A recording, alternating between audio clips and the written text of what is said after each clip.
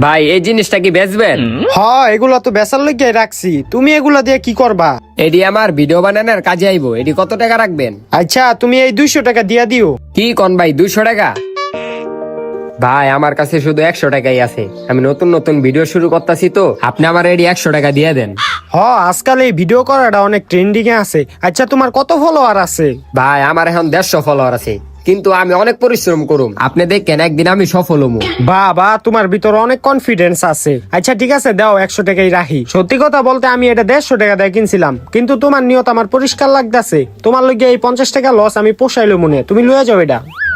আরে ভাই, এই দুইটা জিনিস কি বিচ চালাইতেছেন? আমার কাছে বিচ চালান, আমিও ভিডিও বানাইতো, তো ভিডিও বানাইতে আমার কাজে লাগবো। আরে না ভাই, এই যে ওর কাছে বেচ চালাইছি, আপনি অন্য জায়গায় দেখেন। আরে ভাই, আমি আপনারে 500 টাকা দিব না, আমার কাছে বিচ চালান। আরে ভাই, এই যে টাকা পয়সার কোনো বিষয় না, গরিব পোলা পাইন ভিডিও বানাইবো, ভিডিও বানায় অনেক উপর